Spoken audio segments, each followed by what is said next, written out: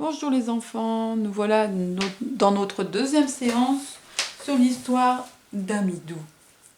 Cette fois-ci, je vais vous relire le début de l'histoire, mais j'aimerais que vous leviez la main à chaque fois qu'un personnage parle.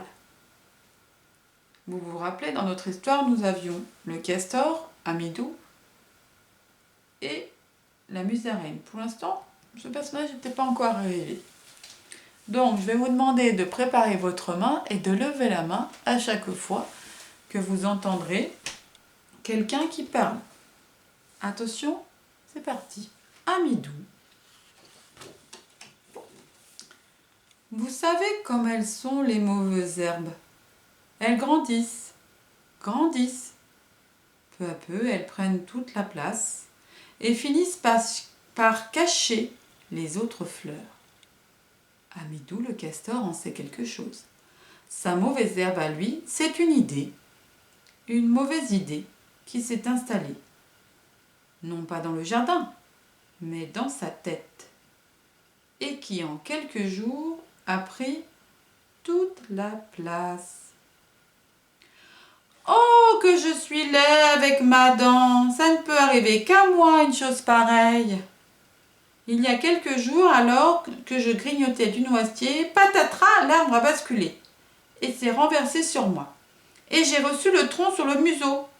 Je me retrouve avec une dent cassée. Un rongeur, un constructeur, moi. Non, je ne suis plus un vrai castor. Mes copains se moqueront de moi. Amidou le castor est plongé dans ses sombres pensées. Il n'a pas vu les deux petits yeux noirs et malicieux qui l'observent. Une musaraigne très curieuse s'est approchée à petits pas discrets, sans se faire remarquer, et il cherche à comprendre.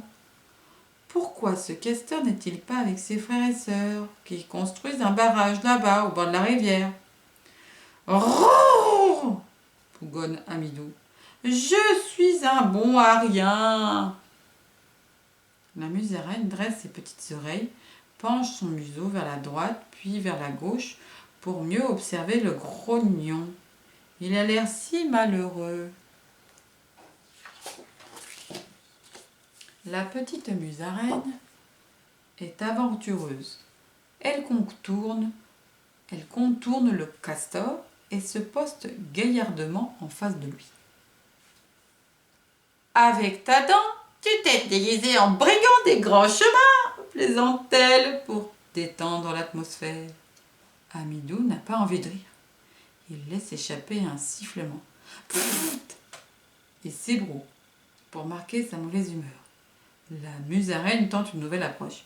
« Tu as l'air bien triste, » chuchote-t-elle, gênée d'avoir plaisanté. « Qu'est-ce qui ne va pas ?»« Fiche-moi la paix, bougonne Amidou, je vais très bien. De toute manière, tu ne peux pas comprendre. »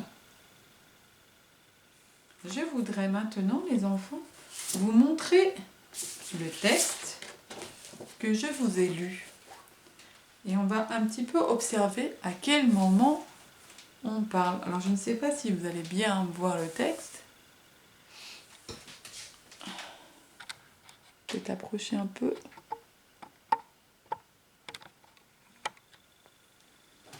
Voilà. Et je vais vous lire cette partie-là. Bon, on peut relire depuis le début, hein. Vous savez comme elles sont les mauvaises herbes. Elles grandissent, grandissent. Peu à peu, elles prennent toute la place et finissent par cacher les autres fleurs. Amidou le castor en sait quelque chose. Sa mauvaise herbe à lui, c'est une idée.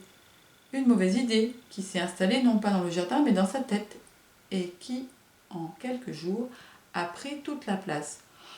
Oh, que je suis là avec ma dent, ça ne peut pas arriver. Donc à partir de ce moment-là, Amidou parle. Qu'est-ce qu'on voit dans le texte? Un petit trait. Donc ici, c'est Amidou qui parle. Si je continue et que je vous montre la suite du texte, il y a d'autres petits traits. On peut vérifier si c'est quelqu'un qui parle. Il y a un autre petit trait. Ro!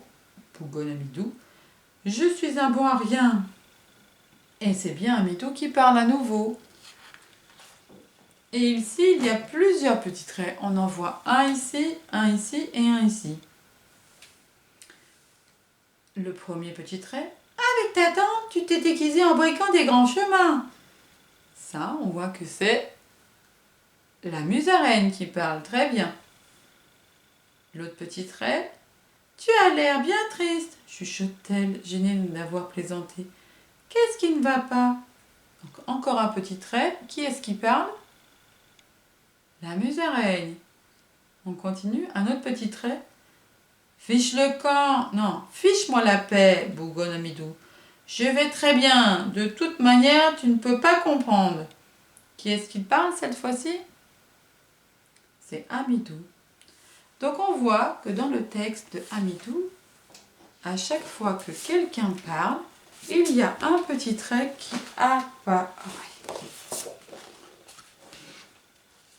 Si vous voulez, vous pouvez mimer l'histoire avec vos parents et essayer de reproduire le dialogue, c'est-à-dire la discussion entre Amidou et la musaraigne. À bientôt!